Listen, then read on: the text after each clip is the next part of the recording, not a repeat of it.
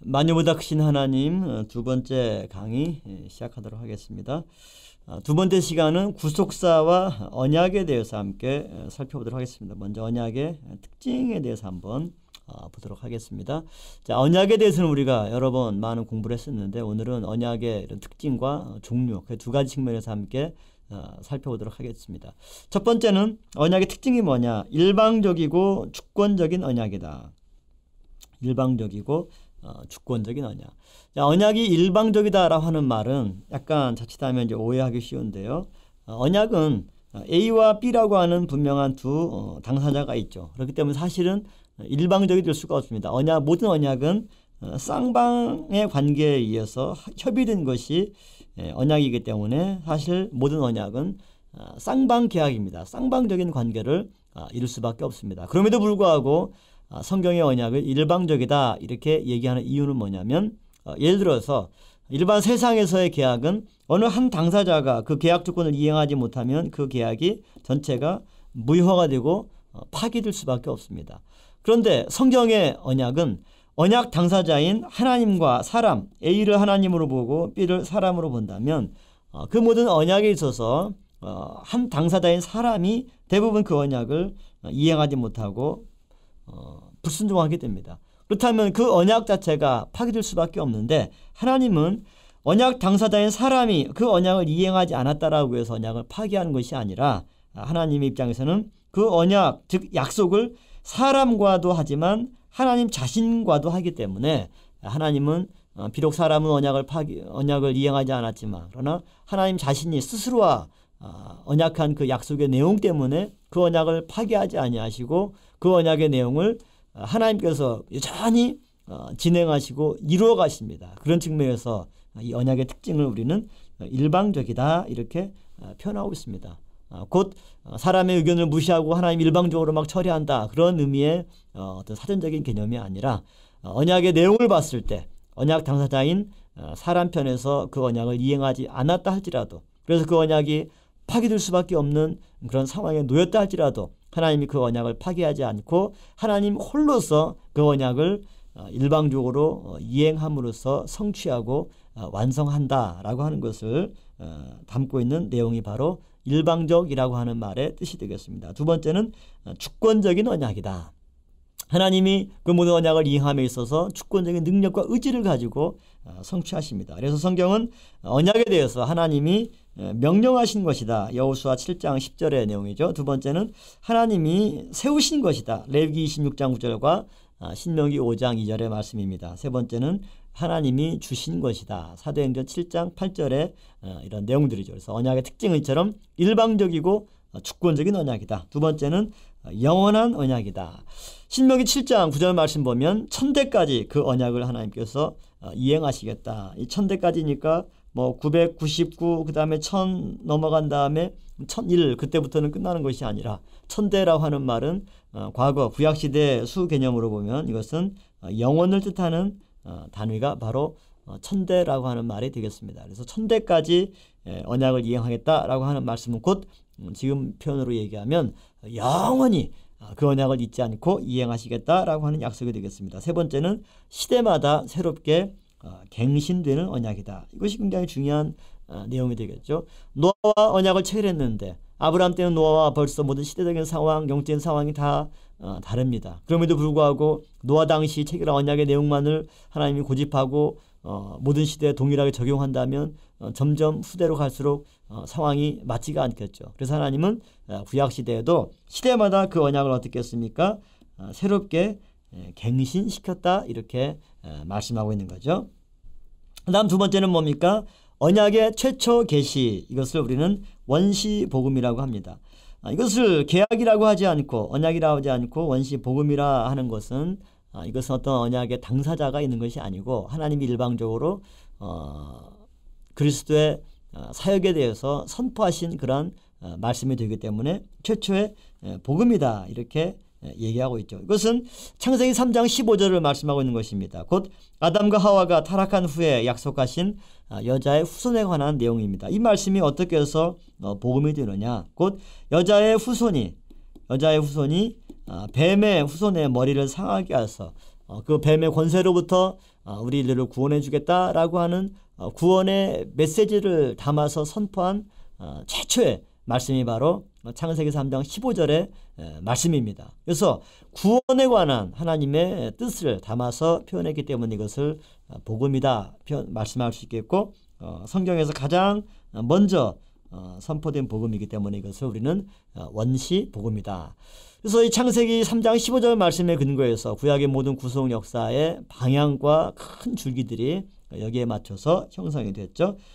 이제 노아부터 세부적인 언약의 내용들을 하나하나 살펴보도록 합니다. 먼저 노아 언약을 보도록 합니다. 노아 언약은 별칭이 무지개 언약으로 말할 수가 있겠죠. 노아 언약의 가장 큰 특징은 바로 홍수 후에 하나님이 세상을 심판하시고 새로운 새 시대 노아와 그 당시 후손들에게 언약을 체결하시면서 하나님께서 당신의 그 언약 약속에 대한 보증으로서 무지개를 보여주셨습니다. 그래서 이 노아 언약의 내용들은 하나님의 심판 속에서도 여자의 후손이 오시는 길을 보존하기 위한 보존의 언약임을 알 수가 있겠고, 영원한 소망의 무지개를 하나의 징표를 하나님께서 보여주셨습니다. 노아 언약의 내용이 무엇입니까? 다시는 물로 세상을 심판하지 않겠다 이렇게 말씀하고 있고, 또 이 물과 관련된 징표가 바로 뭡니까? 무지개죠. 무지개는 잘 알다시피 이 공기 중에 있는 대기 중에 있는 물방울이 햇볕을 받아서 반응할 때 일곱 빛깔 무지개로 영롱한 아름다운 그 색깔을 자랑하면서 빛나는 것이 바로 무지개죠. 그런데 대기 중에 불순물이 많이 있게 되면 물방울과 햇빛이 반응할 수가 없기 때문에 무지개가 잘 나타나지가 않는 것입니다. 그래서 여름에 장마철이나 소나기가 한번 쫙 내려서 대기 중에 먼지를 다 쓸어내고 해가 쫙 나면 그 햇볕에 대기 중에 있는 물방울이 반응해서 아름다운 무지개가 생겨나게 되는 거죠. 이 무지개는 사람들에게, 인류에게 영원한 소망의 무지개가 되었습니다. 예수님께서는 노아 언약의 증표인 구름 속의 무지개와 같이 인류의 영원한 소망이 되시는 당신 자신을 예표해주고 있고, 십자가상에서도 일곱 빛깔 무지개처럼 일곱 말씀을 통해서 정말 죄 용서부터 정말 우리 모든 인류를 함께 낙원을 인도하시고 당신의 영혼을 의탁하는 그런 일곱 말씀을 통해서 이후에 모든 주의 재림을 소망하는 성도들에게 바로 소망의 무지개를 골고다 언덕에서 환하게 온 인류에게 보여주신 사건이다 이렇게 말씀할 수가 있겠죠. 그 다음에는 아브라함과 그 언약에 대해서 함께 살펴보도록 하겠습니다. 아브라함의 언약의 중요한 특징은 창세기 12장과 또 15장 내용을 통해서 볼 수가 있는데요. 창세기 12장 3절 말씀 보면 땅의 모든 족속이 너를 인하여 복을 얻을 것이다 이렇게 말씀하고 있습니다. 너를 인하여. 그래서는 너라고 하는 거 2인칭은 이제 카라고 하는 대명사 전미어가 쓰이겠고요. 앞에 전치사가 배가 붙습니다. 그래서 메카라고 하는 말이 히브리어 베카라는 이 단어가 창세기 12장 3절에서 너를 인하여 라고 하는 말로 개역성경에 번역이 되었던 거죠. 땅의 모든 족속이 너를 인하여 복을 얻을 것이다. 곧 아브라함을 통해서 복을 받을 것이다. 이런 말씀이죠. 그런데 히브리어 이 베라는 단어 전치사는 영어로 in이란 뜻이죠. 뭐뭐 안에란 뜻이죠. 직역을 하면 땅의 모든 족속이 내 안에서 아브라함 안에서 복을 얻을 것이다. 너를 인하여 내 안에서 복을 얻을 것이다. 이렇게 말씀할 수가 있는 거죠. 이것은 궁극적으로 구속사적인 측면에서 볼 때 아브라함의 자손으로 오실 예수 그리스도로 말미암아 땅의 모든 족속이 얻는 복에 관한 말씀이 되겠습니다. 사실 온 인류가 복을 받을 수 있는 것, 죄 가운데 구원함을 얻고 영생의 그런 소망을 얻을 수 있는 것은 아브라함 통해서가 아니라 아브라함의 후손인 예수 그리스도를 통해서 그리스도 안에서 그와 같은 축복을 얻게 되는 겁니다. 그렇기 때문에 하나님이 아브라함과 언약을 체결했을 때 말씀하신 이 내용, 땅의 모든 족속이 너를 인하여 복을 얻으리라 라고 하는 이 말씀은 사실은 아브라함의 후손으로 오실 예수 그리스도 안에서 이루어질 구속 사건을 예표한다고 볼 수가 있겠죠. 두 번째, 내 자손이 이와 같으리라. 내 자손이라고 하는 말 히브리어 제라라는 단어죠. 이 제라라는 단어는 단수입니다. 보통 히브리어에서 이 제라라고 하는 말은 우리말 성경에 씨라고 하는 말로 많이 번역이 되죠. 식물의 씨앗이 아니라 바로 사람들에게 이제 자손 후손으로 번역되는 말이 바로 씨라고 하는 히브리어 제라라는 단어죠. 사람도 씨를 보아야 곧 후대를 얻어야 그 모든 집안이 영원히 이어질 수가 있는 것이죠. 이 제라라고 하는 히브리어 단어, 이것은 단수입니다. 곧 아브라함의 많은 자손들을 가리키는 것이 아니라 그 많은 자손들 가운데 한 자손, 제라라고 하는 한 자손을 가리키고 있을 때 아브라함의 많은 자손들 가운데 진정 유일한 하나님의 기준에 부합한 참 자손은 바로 예수 그리스도밖에 없는 것이죠. 그렇기 때문에 내 자손이 이와 같으리라. 그러니까 아브라함의 자손이 이와 같으리다. 이것은 번성의 축복을 말씀하고 있는데 곧 아브라함의 자손 가운데 예수 그리스도 한 사람이 남으로 말미암아 이 한 사람을 통해서 새로운 영적인 인류가 이와 같이 하늘의 별과 같고 바다의 모래와 같이 많이 퍼질 것에 관한 약속이 바로 15장 5절의 말씀이 되겠습니다. 세 번째는 창세기 18장 8절 말씀 볼 때 천하 만민은 그를 인하여 이렇게 말씀하고 있습니다. 여기서도 아까 말씀했던 히브리어 베카라는 단어와 똑같은 용법이 되겠습니다. 그래서 그를 인하여라고 하는 말은 곧 그 안에서라고 하는 뜻이 되겠죠. 곧 천하 만민이 아브라함의 자손으로 오실 예수 그리스도로 말미암아 곧 예수 그리스도 안에서 복을 얻게 된다라고 하는 겁니다. 그리스도 안에 있을 때 하나님 앞에 사랑을 얻고 보호하심을 얻게 되죠. 그리스도 안에 있지 않고 밖으로 나갔을 때 뜻과 상관이 없습니다. 공간적으로 이처럼 내가 그리스도 안에 있느냐 밖에 있느냐 공간적으로 굉장히 중요하겠고요. 시간적으로도 우리가 흔히 BC와 AD를 나누죠.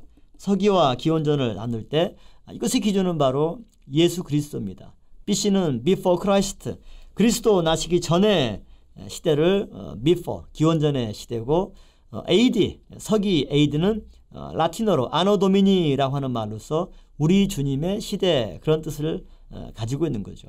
그래서 온 인류가 자기들이 살아온 그 역사의 분기점을 이처럼 BC와 AD로 나눌 때 그 분기점이 예수 그리스도의 탄생으로 말미암아 이루어진 것입니다. 그렇기 때문에 천하 만민이 그를 인해서 복을 얻는다라고 하는 것은 곧 예수 그리스도로 말미암아 얻을 축복을 말씀하고 있고 내 씨로 크게 번성하여라고 하는 것 아브라함의 많은 씨 후손들을 통해서 번성케 되지만 이것 또한 궁극적으로 아브라함의 참 씨로 오실 예수 그리스도와 그분을 믿음으로 말미암아 형성될 새로운 영적인 자녀. 그래서 요한복음 1장 12절 말씀 보면 영접하는 자 곧 그 이름을 믿는 자에게는 하나님의 자녀가 되는 권세를 주시겠다 이렇게 말씀하고 있죠. 혈통과 육신으로 얻게 된 그런 자녀의 관계가 아니라 바로 예수 그리스도를 믿음으로 말미암아 얻게 될 영적인 자녀들을 말씀하고 있는 것입니다. 다섯 번째 시내산 언약에 대해서 살펴보도록 하죠. 시내산 언약은 하나님께서 모세를 통해서 이스라엘 백성들을 애굽에서 인도해내시고 3달째 만에 시내산에 당도하게 되었습니다. 이 시내산에서 하나님은 십계명을 주셨고 언약을 체결하셨죠. 그래서 그 언약을 우리는 시내산 언약이다 이렇게 말씀하고 있습니다. 이 시내산 언약의 특징을 보면 하나님께서 모세를 통해서 언약서를 낭독해 했습니다. 출애굽기 20장 22절부터 23장 33절까지 내용이 나오고 있고요. 백성들은 여호와의 말씀을 우리가 준행하리이다 이렇게 만장일치로 고백하고 서원함으로써 하나님과 이스라엘 백성 간에 그전까지 언약은 아브라함이나 노아나 이런 언약들은 하나님과 어떤 한 개인이 맺은 언약이라고 한다면 시내산 언약은 하나님과 한 민족이 대표로 해서 체결한 언약이 바로 시내산 언약이 되겠습니다. 이 시내산 언약의 구속사적인 측면에서 예수 그리스도와 어떠한 관련이 있는가? 첫 번째는 언약의 피입니다. 언약서에다가 이제 피를 뿌려서 체결한 언약이 시내산 언약인 것처럼 예수님께서 또한 구전 11장 25절 말씀 볼 때 예수 그리스도의 구속의 피를 이미 시내산 언약을 통해서 예표해주고 있고요. 두 번째는 첫 언약이다. 바로 예수 그리스도로 말미암은 새 언약을 예표해주는 중요한 사건들이 되겠습니다. 그 다음 여섯 번째로 다윗 언약을 보도록 하죠. 다윗 언약의 핵심은 크게 두 가지인데요. 첫 번째는 다윗의 몸에서 날 자식이 성전을 건축할 것이다. 이 성전 건축가에 관한 그런 내용들입니다. 그다음에 두 번째는 그 자녀의 왕위를 영원히 견고케 해주겠다라고 하는 거. 이 두 가지가 사무엘하 7장에 나오는 다윗 언약의 핵심적인 내용이 되겠습니다. 다시 한번 정리해보면 첫 번째는 다윗의 자녀가 성전을 건축할 것이다. 두 번째, 다윗의 몸을 선할 자식의 그 왕권이 영원히 견고하게 설 것이다. 이 두 가지가 다윗 언약의 핵심적인 내용이라고 하는 거죠. 표면적으로 이 다윗 언약은 솔로몬을 통해서 성취가 되죠. 다윗의 아들 솔로몬이 다윗이 준비한 여러 가지 성전 건축의 재료를 가지고 실제로 성전을 건축을 했기 때문에 성전 건축가는 바로 다윗의 아들 솔로몬입니다. 그렇다면 하나님은 다윗과 솔로몬의 이런 관계를 보고서 언약을 체결하셨는가? 그것은 아니라고 하는 거죠. 다윗 언약과 예수 그리스도에 관한 내용들을 봤을 때 이 다윗 언약도 핵심은 궁극적으로 어디를 향합니까? 예수 그리스도를 향하고 있다라고 하는 거죠. 그러면 예수님의 공생의 사역 기간 가운데 다윗 언약의 내용이 어떻게 예수님의 삶과 그의 사역을 통해서 성취되고 있는가? 첫 번째 성전 건축의 내용들을 보면 요한복음 2장에서 예수님이 성전 청결 사건을 통해서 뭘 말씀하고 있습니까? 이 성전을 헐어라. 그러면 내가 사흘 만에 짓겠다. 이게 이제 요한복음 2장 21절 이하에 나오는 그런 내용이 되겠죠. 사람들이 그 말을 듣고 놀랍니다. 헤롯이 지금 40년 넘게 지었어도 아직 완공되지 못한 이 성전을 어떻게 네가 사흘 만에 다시 짓겠다 하느냐.